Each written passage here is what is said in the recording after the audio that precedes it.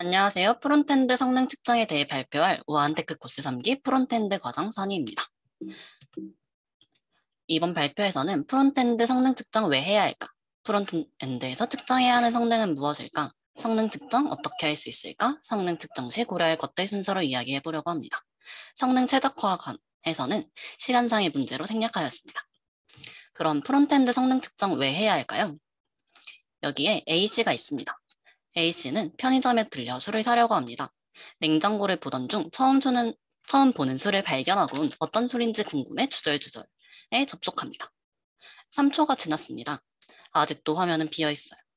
A씨는 여기서 답답함을 느낍니다. 5초가 지났습니다. 화면이 로드되는 것을 기다리던 A씨는 서비스 이용을 포기합니다. 그러곤 매일 마시던 술을 사서 집에 가버립니다. 10초가 지났습니다. 이제서야 앱 화면이 모두 보입니다. 그러나 이 서비스를 이용할 사용자는 이미 떠나간 상태입니다. 다들 이런 경험 한 번쯤 해보지 않으셨나요? 아카마이에서 발표한 이커머스 업계 성능 현황 보고서에 따르면 지연 속도가 늘어날수록 이탈률이 급격하게 증가하고 구매 전환율 역시 감소한다고 합니다. 2초 지연 시 최소 62% 이탈률 증가, 25%의 구매 전환율 감소를 보이고 있으며 이는 꽤 큰 비율일 것입니다. 실제로 핀터레스트는 성능 최적화를 통해 대기 시간을 40% 감소시켰고 SEO 트래픽 15% 증가, 가입 전환율 15% 증가를 이뤄냈습니다. 이와 같이 성능은 서비스 이용률 및 기업의 이익에 영향을 미칩니다. 즉, 프론트엔드에서의 성능 측정이 필요한 이유는 사용성 개선을 통한 이익 증대를 이끌어내기 위해서라고 할 수 있습니다. 그럼 프론트엔드에서 측정해야 되는 성능은 무엇이고 그 기준은 어떻게 될까요? 프론트엔드에서 측정할 수 있는 성능으로는 로딩 시간, 렌더 시간, 그리고 메모리 누수 확인이 있습니다. 먼저 로딩 속도에 대해 이야기해 보겠습니다. 로딩 속도를 측정하는 기준은 크게 이렇게 세 가지가 있는데요. FCP, FMP, LCP가 있습니다. FCP는 First Content Free Paint의 약자로 첫 요소가 그려질 때까지 걸리는 시간을 의미합니다. FMP는 First Meaningful Paint라고 사용자에게 의미 있는 첫 요소가 로드될 때까지 걸리는 시간. LCP는 Largest Content Free Paint의 약자로 주요 콘텐츠가 로드될 때까지 걸리는 시간을 의미합니다. 저희 앱을 예시로 들어보면 빈 화면에서 로고와 오늘 이런 술 어때요와 같이 첫 요소가 렌더링되기 시작하는 시점을 FCP라고 합니다. 현재 예시에서는 가장 큰 영역을 차지하고 있는 요소와 사용자에게 의미가 있는 요소가 동일하다고 판단되어 LCP와 FMP 시점은 동일합니다. FCP의 경우 로딩바가 보통 첫 요소가 되는 경우가 많은데요. 그때 실제 컨텐츠와 무관한 로딩을 보낸 것이 사용자에게는 그 또한 지연 시간으로 느껴질 수 있어 FMP라는 사용자에게 의미가 있는 컨텐츠를 측정하는 기준을 사용했었으나 현재에는 약 20%의 항목에서 정확하지 않다고 연구 결과가 나와서 LCP를 기준으로 로딩 속도를 측정하고 있습니다. 구글이 제시하는 기준에 따르면 화면에서 가장 큰 요소가 렌더되는 시점이 2.5초 미만이면 좋음, 2.5초에서 4.0초 미만이면 개선이 필요함, 4초 이상이면 형편없음으로 분류됩니다. 오른쪽 예시를 보면 위의 경우 화면에서 가장 큰 요소가 계속해서 변경되는 것을 확인할 수 있습니다. 이렇게 되면 LCP의 시점은 늦어지게 됩니다. 아래 화면의 경우 가장 큰 요소가 렌더된 이후에 다른 요소가 계속해서 렌더되고 있으나 다른 요소가 렌더된 이후에도 처음에 렌더된 가장 큰 요소가 변경되지 않는 것을 확인할 수 있습니다. 이처럼 LCP를 이용해 로딩 성능을 측정할 수 있습니다. 다음은 렌더링 성능입니다. 60은 무엇을 의미하는 숫자일까요? 네, 60은 사람이 자연스럽다고 느끼는 초당 화면 수입니다.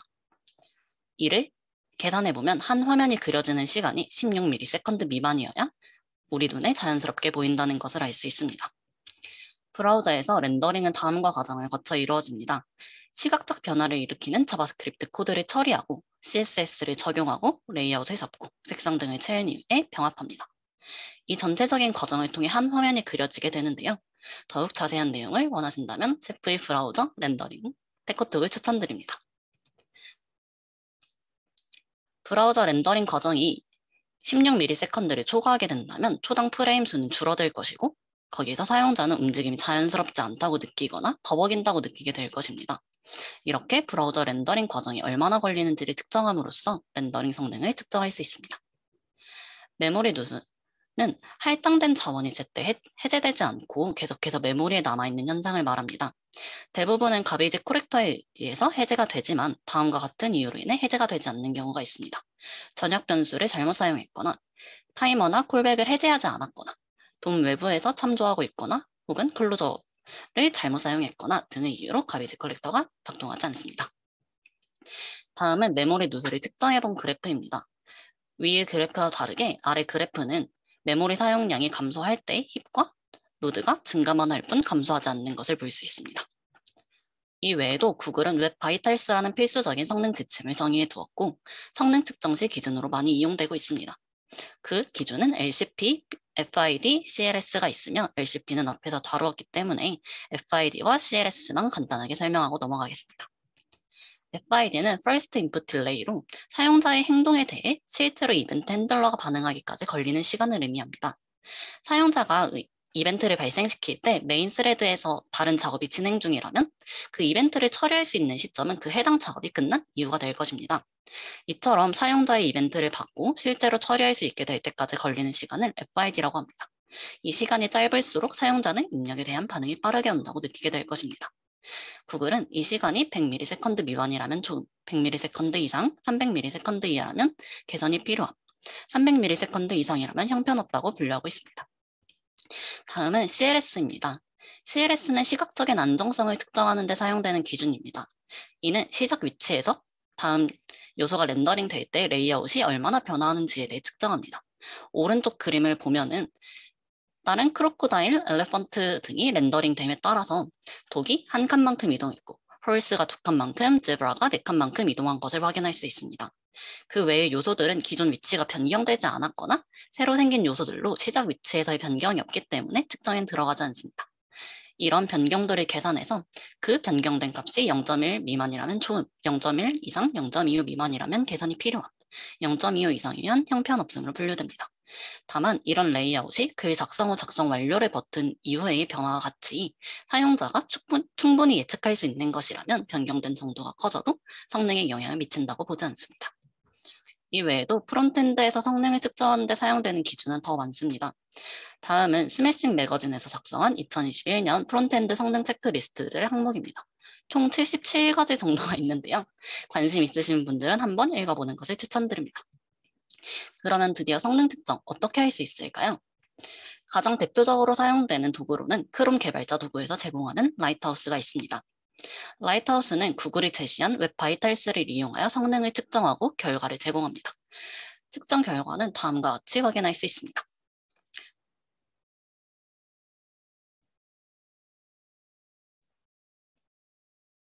좀 느리네요.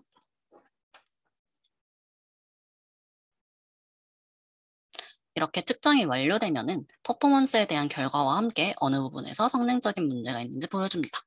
View Original Trace 버튼을 클릭하면 퍼포먼스 탭에서 더욱 자세하게 확인할 수 있습니다. 라이트하우스와 별개로 개발자 도구의 퍼포먼스 탭과 네트워크 탭, 메모리 탭을 이용하는 방법도 있습니다.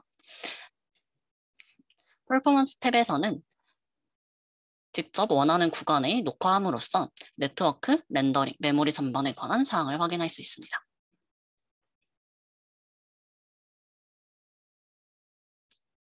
이렇게 원하는 동작을 진행하고 캡처를 누르면 어떻게 동작을 했는지 메모리와 네트워크 상황 등을 확인할 수 있습니다.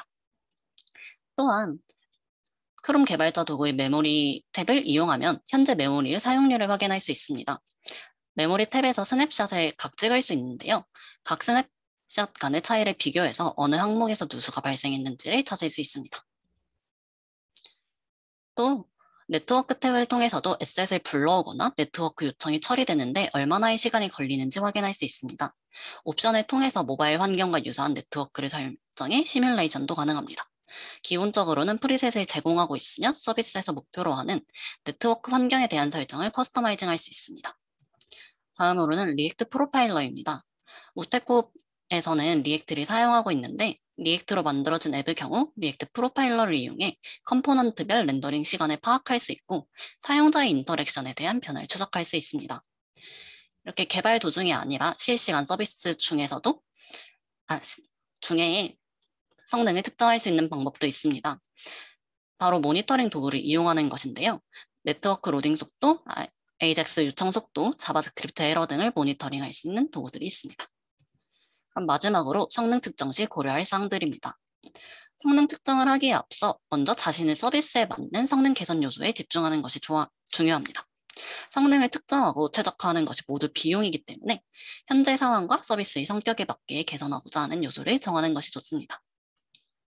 예를 들어 넷플릭스의 경우에는 사용자와의 인터랙션이 많고 스트리밍 서비스이기 때문에 사용자 입력에 따른 반응 속도, 메모리 관리가 중요할 것이고, 반면 위키피디아의 경우 정보를 제공하는 것에 초점이 맞춰져 있기 때문에 처음 화면이 나타나는 속도와 검색하는 데 소요되는 시간 등이 중요할 것입니다. 다음으로는 기본 사용자 상태에서 측정하는 것입니다. 만약 성능을 측정하는 환경에 확장 프로그램과 같이 성능에 영향을 많이 미치는 요소들이 있다면 측정의 정확도에 영향을 줄 수 있습니다. 따라서 기본 상태에서 측정을 하는 것이 정확한 측정 데이터를 얻기에 좋습니다. 크롬 개발자 도구를 이용하는 경우에는 시크릿 모드를 사용하는 것을 추천드립니다. 다음으로는 타겟 사용자 환경에 맞춰서 데이터를 수집해야 합니다. 만약 서비스의 목표 타겟 기기가 모바일 기기라면 웹 환경에서의 성능 측정은 소용이 없을 것입니다. 위 오른쪽에 있는 캡처본은 실제로 동일 웹페이지에 대한 데스크탑으로 설정한 후의 측정 결과와 모바일로 설정한 후의 측정 결과입니다. 일반적으로 모바일은 웹에 비해 성능이 4, 5배 정도가 낮다고 할 수 있는데요. 다음과 같이 측정 결과에 차이가 나니 자신이 타깃하고자 하는 기기 환경에 맞춰서 데이터를 수집해야 합니다. 이렇게 프론트엔드에서의 성능 측정에 대해서 이야기해 보았습니다. 프론트엔드 성능 측정은 사용성 개선을 위한 이익 증대를 위해 해야 합니다. 프론트엔드에서 측정해야 되는 성능은 로딩 속도, 렌더링 속도, 그리고 메모리 누수가 있습니다. 성능 측정 어떻게 할 수 있을까요? 크롬 개발자 도구, 리액트 프로파일러, 실시간 모니터링 도구 등을 이용할 수 있습니다. 마지막으로 프론트엔드 성능 측정 시 서비스의 성격, 측정 환경 통일, 그리고 서비스 타겟을 고려해 주시면 좋겠습니다. 참고한 자료는 다음과 같습니다. 감사합니다.